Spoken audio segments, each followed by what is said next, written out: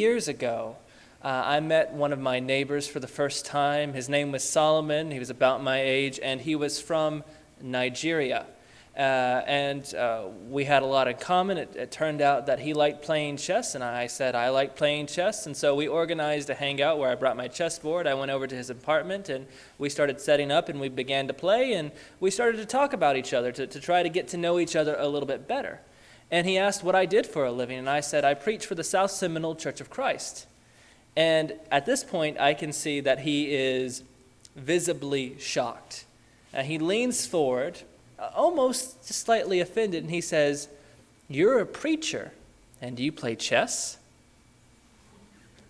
I was a little taken aback. I didn't really know what to think about it. I said, "Yes, is that unusual?" Now, keep in mind, he's from Nigeria.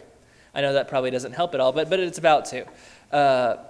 He said, my country is very, where I'm from is very, very conservative, and it's typically run by Muslims. And they went through a period where they tried to get rid of all kinds of games, like card games, dice games. I assume anything associated with gambling. And for whatever reason, under the ban, chess got included as well.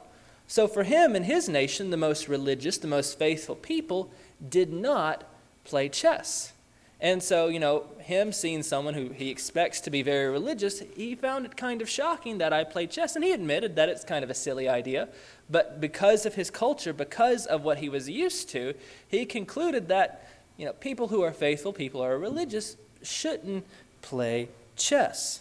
Now, that may seem like an odd story to begin tonight's lesson, but I want you to keep that, cultural issue in mind, because we're about to deal with another unusual one.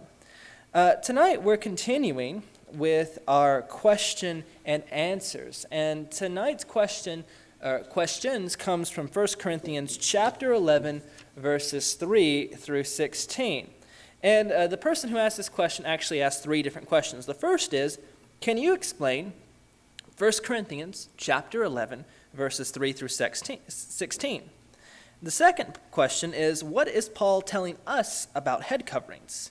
And 3, if this is cultural, how do we discern what is and what isn't cultural in the New Testament? Which these are all wonderful questions. Now, I feel like I have to note from the beginning that this is a very difficult question to answer.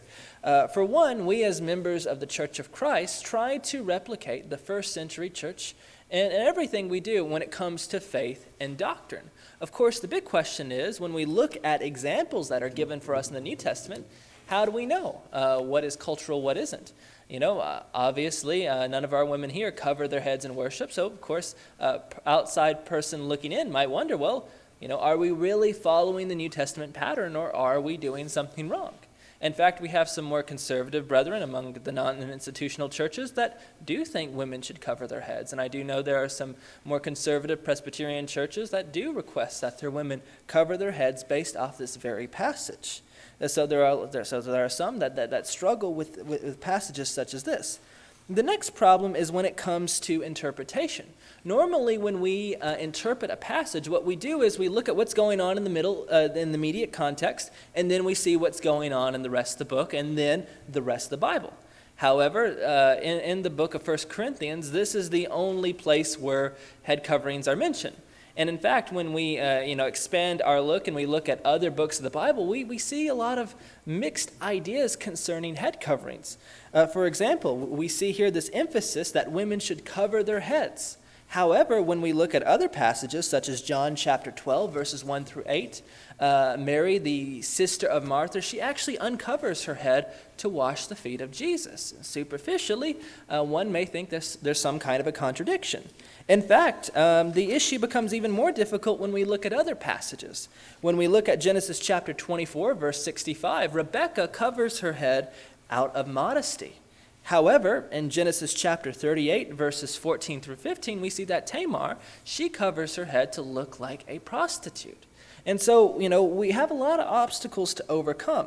Another issue with this passage is that there doesn't seem to be any consensus on what Paul is dealing with. I checked several different sources, and there is debate on nearly every facet of this passage and how it should be interpreted. So I'm going to try to provide the most accurate and consistent information possible, but keep in mind I'm not infallible. Hopefully my answers will be appropriate, but if you find better answers elsewhere, that's good. Just make sure to share them with me once you find them as well.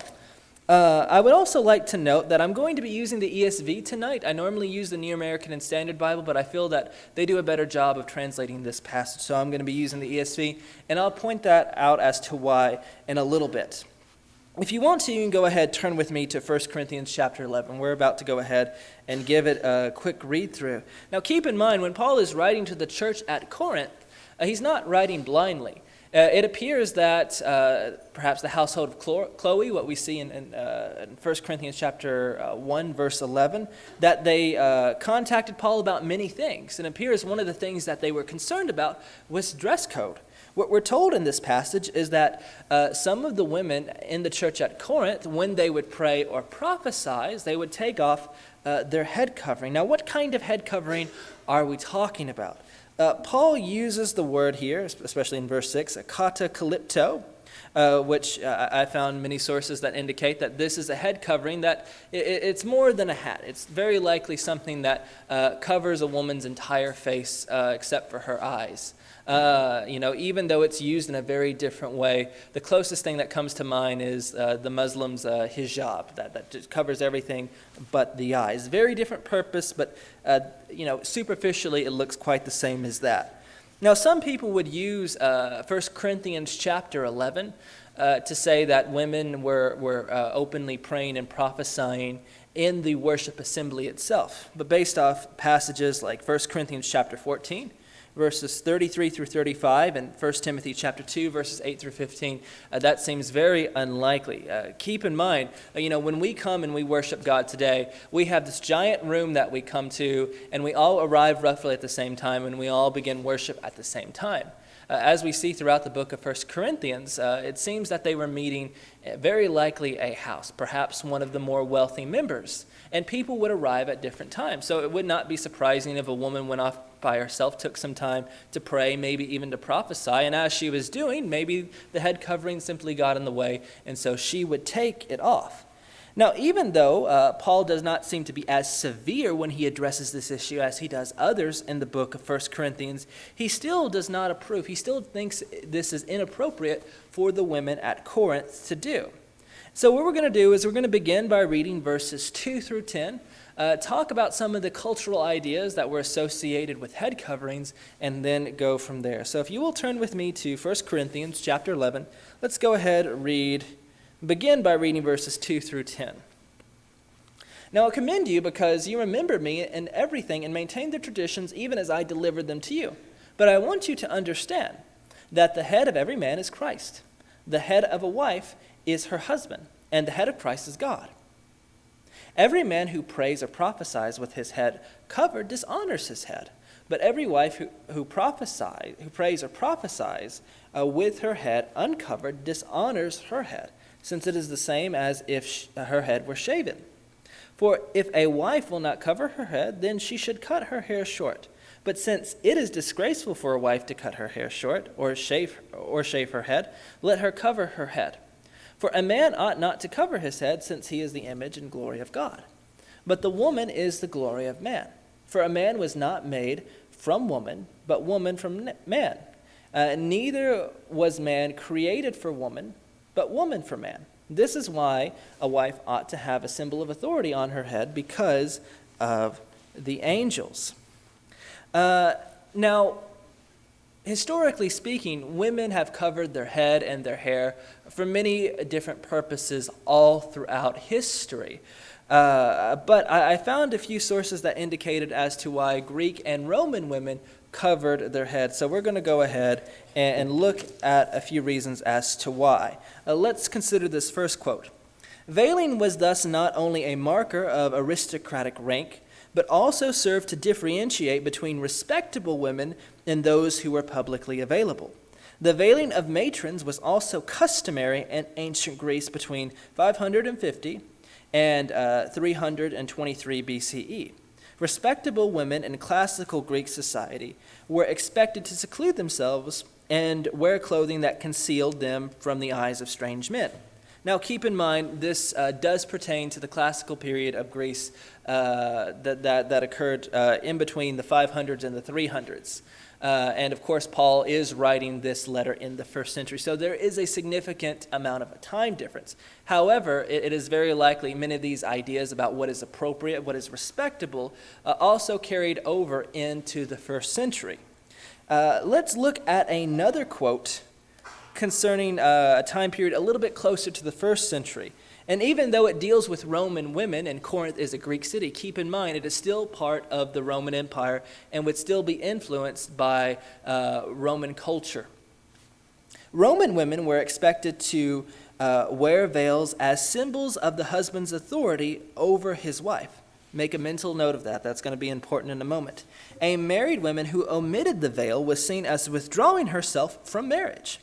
In 66 BC, Consul Sulpicius Gallus divorced his wife because she left the house unveiled, thus allowing all to see, as he said, what only he should. Unmarried girls normally didn't veil their heads, but matrons did so to show their modesty and their chastity. Now, this is important to note because in a lot of places throughout the Greco-Roman Empire, a woman wore her veil as a symbol of her marriage bond and as a symbol of her submission and her loyalty to her husband. And, imagine if while we were praying together, all the women just started taking off their wedding rings. We'd get a little concerned, right? It seemed a little weird. Of all the men, as soon as we started praying, we started taking off our wedding rings. It's not exactly the same, but it sort of communicates the idea. And very likely that was the issue. There were very likely some married women at Corinth when they were praying or prophesying. They were taking off their head coverings, and some of the other people were getting concerned. Maybe they thought, well, maybe this woman is getting a divorce. Maybe she's not too happy with her husband right now. Maybe she doesn't respect her husband. So keep that in mind as we are looking at this passage. Now, Paul very often uses the phrase man and woman throughout this passage, the Greek word anir and gune, which can be translated as either man or woman, but since veils were associated with the marital bond, I would assume that he's addressing issues that concern husbands and wives, and that's what the ESV brings out, and that's part of the reason why I'm using that tonight. Paul, understanding how the Corinthians thought about head coverings and the social and the cultural implications, he knew it was not appropriate for Corinthian women or Corinthian Christian women to dispense with the head covering, because he knew that the implications of that in their culture would be unbiblical. And so he's going to make 5 different arguments as to why it is more appropriate for them to cover their heads during worship. And the first one concerns headship. Now, in verses 3 through 6, he indicates that in Corinth, it would be disgraceful for a woman to uncover her head while she prays, or I should say, very likely a wife. But it would be just as disgraceful for a man to cover his head. Now, how does this make sense? In verse 3, Paul begins by indicating that the head of every man is Christ, and that the head of every wife is her husband. Now, if a wife was to take off her veil in Corinth, for example, when she was praying or prophesying, or perhaps just in general, it would be saying, well, my husband is not my head anymore. I'm not loyal to him. I'm not respectful to him. The same way, it would be unusual if a man was to put a head covering on, because that would be implying to the members of the Church of Corinth that he had another head, that he was subservient to someone else other than Christ. I know that may seem a little weird, but based off how they felt about the head coverings in their culture, it was easy for them to come to these other ideas. And Paul wanted to avoid that issue. Paul says that at Corinth, if a woman would not cover her head, it was just as disgraceful as if her head were shaven. Now, that may seem a little unusual to us because in our culture, we have no designation about usually what is an appropriate hair length, especially for women. I've seen some women with some very short hair and some women with some very long hair. And normally, most people have no preference or no care. However, in Corinth, it was considered an act of shame. In fact, Meander wrote a play that was set in Corinth called The Girl with Hair Cut Short. And in the play, her hair is shaved off to shame her. It's very sad, of course, but keep in mind it does end with a happy ending. But that was their mindset. And so Paul says, if a woman will not cover her hair, it's better that she cut it off. Although, because that's also disgraceful, it would be better just to cover her hair to begin with. Now, he makes a second argument in verses 7 through 9. He makes an argument from glory. And this is perhaps, at least for me, one of the more difficult lines of thought to follow. But Paul argues that God's creation of man was meant for his service and for his needs and to glorify him. And of course, woman was also was also made for these purposes as well. But as we look at the story in Genesis 2, we see that one of the direct reasons as to why a woman is made is to help man and humanity.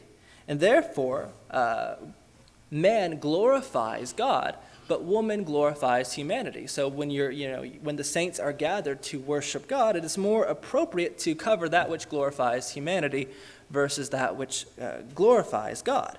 That may seem like an unusual way of thinking about it, but Paul is inspired and I tend to trust what he says. Now, verse 10 may seem even more unusual. Let's go ahead and just look at that one again. Chapter 11, verse 10. He says, that is why a wife ought to have a symbol of authority on her head because of the angels. Now, there's a lot of debate on this verse, but I'll give what I think is perhaps the best interpretation, at least the interpretation with the fewest issues. All throughout the New Testament, we see this idea emphasized that the angels are concerned with the salvation and the spiritual welfare of mankind. For example, in Matthew chapter 18, verse 10, Jesus tells his audience that if anyone causes a little one, a child, to sin, it's not a good thing because their angels in heaven take note of that. We also see in Luke chapter 15, verse 10, that Jesus indicates that when a sinner repents, the angels in heaven rejoice over that. Also, interestingly, in 1 Corinthians chapter 4, verse 9, we see that Paul indicates that the apostles are a spectacle for the angels. That is, I should say, the work of the apostles is a spectacle for angels. It is something that the angels observe, like you would at a theater. I don't know if they have popcorn as well, but it's something that they watch. It's something that interests them. Perhaps Paul is concerned that the angels would see the disorderly behavior at the church of Corinth and be upset or concerned or even report it to God. Like I said, there are other interpretations, but I found that this one had the least amount of issues. In verses 11, let's go ahead and let's look at verses 11 through 12. He makes a quick side point, and he pauses from the argument and he makes a quick side point in verses 11 and 12. He says, nevertheless, in the Lord, woman is not independent of man, nor man of woman. For as a woman was made from man, so man is now born of woman. And all things are from God. So he makes a quick point to point out that even though originally woman was made from man, now all men are made from women. And so there is this inherent interdependence in humanity. We're not independent of each other. We need each other, and we are equal because we are all from God. Even though men and women have different roles, for example, in the church or in a marriage, they are all equal being from God. In verses 13 through 15, he now makes an argument from nature. And this, I'll just go ahead and warn you, this is probably the most unusual part of the entire passage. For one, Jesus says to judge for yourself, and he appeals, did I say Jesus? Sorry. Paul, writing to the Corinthians, he says, judge for yourself. Is it appropriate for a woman not to cover her head? And then he makes an appeal to nature. And he says, does not nature itself tell you that this is so? And he goes on to say that it's even inappropriate for a man to have hair like a woman, because nature itself tells you that is inappropriate. Well, how do we make sense of that? If you look at many different cultures, there are so many different standards as to what is appropriate hair length for a man or what is appropriate hair length for a woman. I remember growing up seeing pictures of the Chinese, I think it's pronounced Q, where a man would shave the front part of his head and then have long hair all the way down his back, and it would be braided. And some of their military men even had that haircut, and I assume that was supposed to be a very masculine thing. Well, how does Paul appeal to nature if many different cultures come to different conclusions on this? Also, in verse 15, notice what he says. He says, a woman's hair is for her covering. Well, how does that make sense? Hasn't he spent the last 15 verses indicating that a woman should have a covering on her head? Now he is saying that her hair is a covering. Well, how can we make sense of this? Well, remember when we looked at the cultural purposes behind the head coverings and how it was a sign of authority and of your marital bond and how that made the rest of the passage make a little bit more sense. Well, if we consider how the Greeks saw hair, we would understand a little bit better the kind of argument that Paul is making. Now, I'm going to go ahead and warn you, this is going to get very weird. This is probably the most unusual cultural difference you have ever heard in your entire life. It takes playing chess seen as something unusual to a whole other level. Now, we know at a scientific level, hair is simply made of keratin. And for us, it's simply something that we use to make ourselves look good. Some people are very flexible when it comes to haircuts. I know for me, this is the only haircut I'm allowed to have. My hair will not do anything else. And for us, we don't think anything more about it. However, Greeks had a very different idea about the purpose of hair, especially the purpose of a woman's hair. The Greeks believed that a woman's hair, especially a woman's long hair, was essential to the reproductive process. Now, there is one scholar by the name of Dr. Troy Martin who has done extensive research into this idea. And he has shown through several Greek poems and even Greek medical texts that this is what they believed. I think most of us are familiar with the ancient Greek by the name of Hippocrates. He is considered the father of modern medicine, and doctors today still take the Hippocratic Oath in honor of him. And in his medical text, he pointed out that for a woman to have a child, it was essential that she have long hair. I know, super weird, but that's what they thought. And we see that even some early Christians had a similar idea. Tertullian, who is an early Christian who writes about 150 years after this letter was written, he says in reference to these veils that if a woman should cover her lower parts, she should cover her upper parts concerning her hair. Very weird idea, I know, but that's what they believed. And so when he is appealing to nature, he asked them to judge for yourselves. If you believe this way about hair, don't you think it's appropriate or more appropriate to cover your head than to uncover your head? Now, how do we make sense of verse 15? When Paul says that her hair is a covering, when he goes out of his way this entire chapter to point out a woman should cover her hair. Well, he's actually using a very different Greek word here, a word called peribolion, which is very different than what we've seen before. And actually, this word is used in Greek poetry and Greek medical texts to describe reproductive organs. And if you have any other questions about that, please feel free to get with me afterward. I'd be glad to show you an article, but I'll end that discussion right here. And so, in Paul's mind, when he's realizing that the Corinthians are acting this way in their cultural context, he realizes that the message that it is sending maybe to the other members and maybe even to guests and what they would see.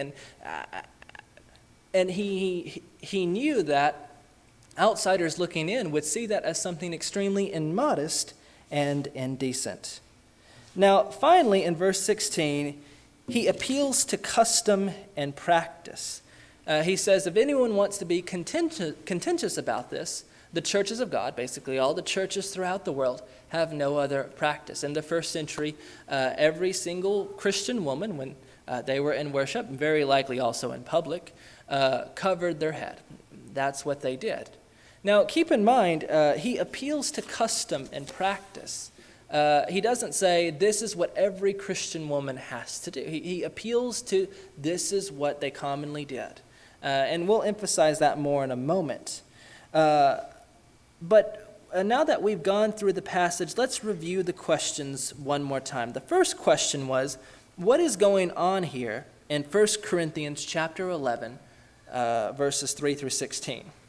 Well, as we observed, it was culturally inappropriate for a woman to take off her head covering in public because it would be seen as being disloyal and rebellious against her husband and rejecting her place as a wife. And also, as we have seen, immodest. And in light of this, Paul, understanding the implications of their actions, draws from theological points for the biblical roles of husbands and wives, and Greek ideas of nature, and Christian customs to argue that it would be more appropriate for these women to cover their heads.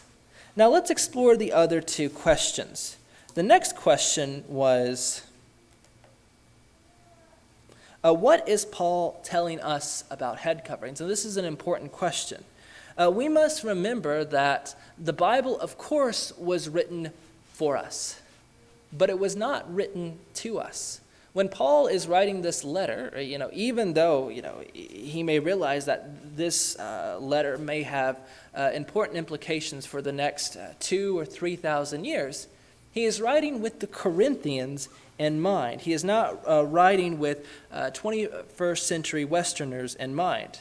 Now, even though he is not addressing the same issues we have today or the same problems we have today, many of the principles that we find within this very passage can still be applied by every Christian.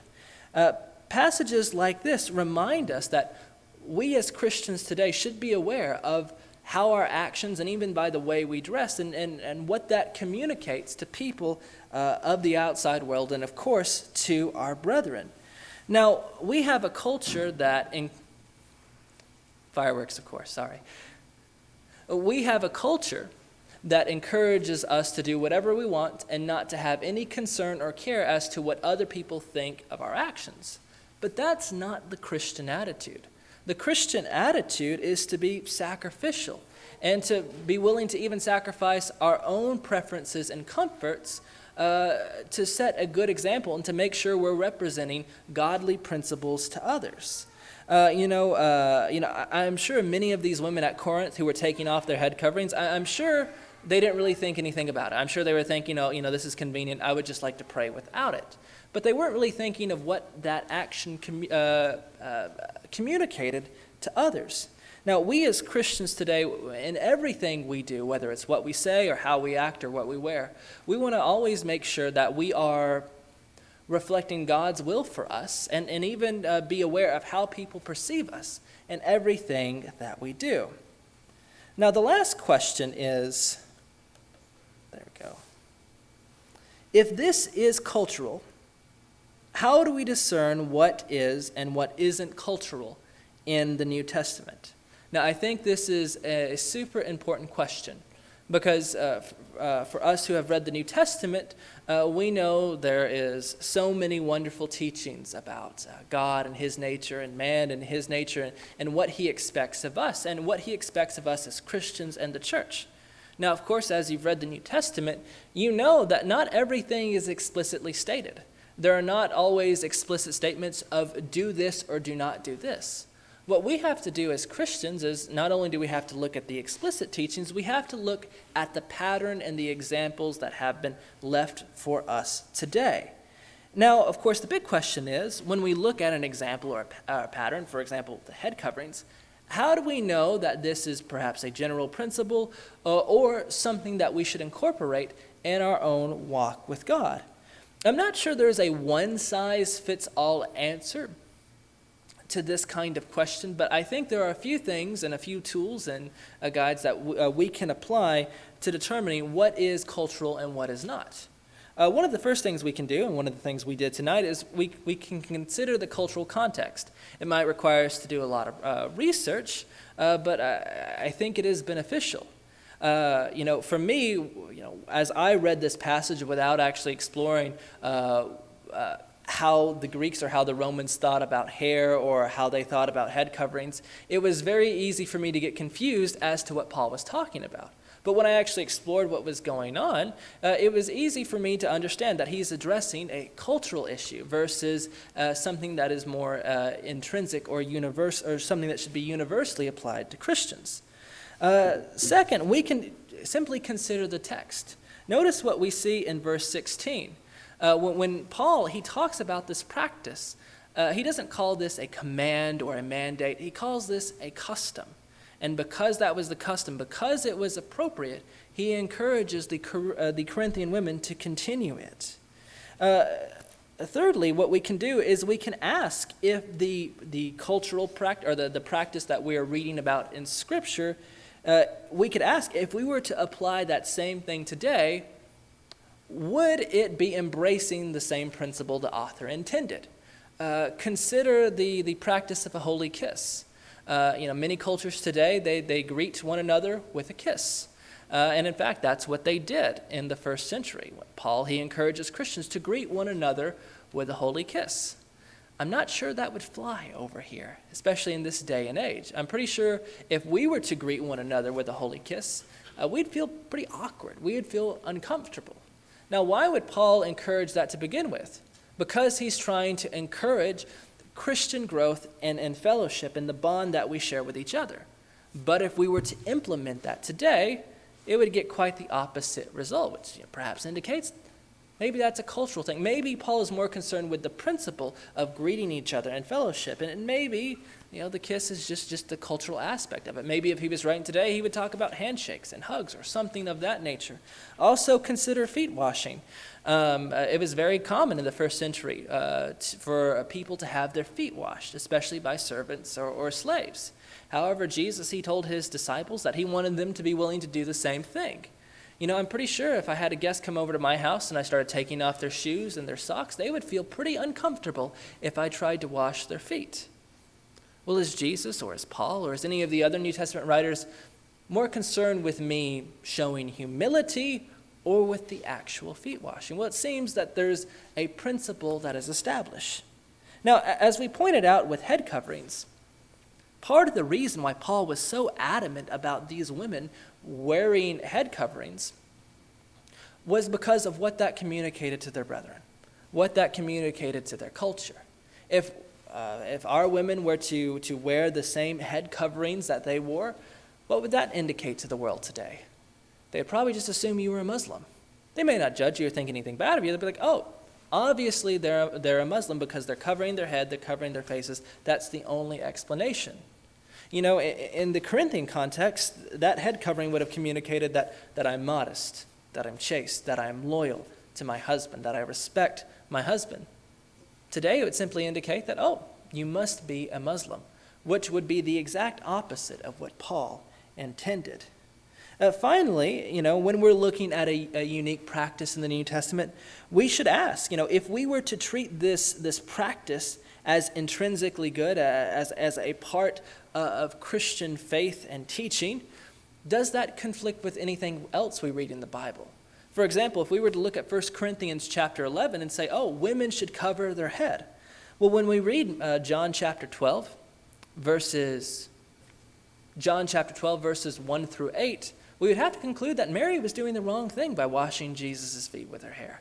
We would have to conclude that she's doing something sinful, when it would make far more sense that in a Corinthian context that would be inappropriate, but in a Judean context it would be more appropriate. Now, I know we looked at a really weird passage tonight, and we talked about some really weird cultural ideas, but keep in mind, there are many things that we do and believe in the United States that other cultures would find offensive or find weird. For example, something as simple as opening presents in front of each other. That's typically what we do. If you did that in another culture, that'd be weird. That'd be inappropriate. Very often what we do in the United States when we laugh, we show our teeth.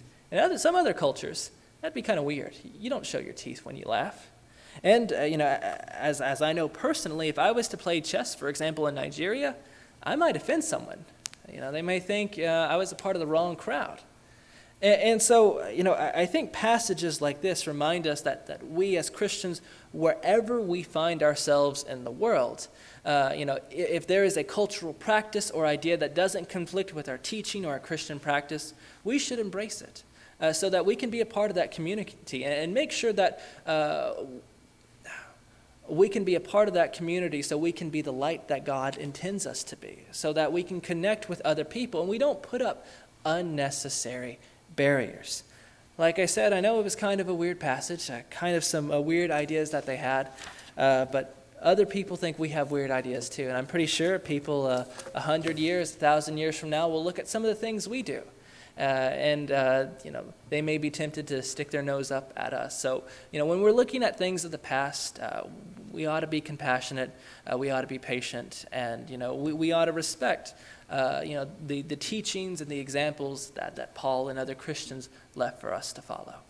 Now, before we conclude tonight, if there's anyone here who has a spiritual need, maybe there's something in your life you'd like us to pray about, we know that God will give you the strength to overcome or to give you the grace that you need, or if there's any sin in your life, we know that God will forgive you, and it will certainly help you do better.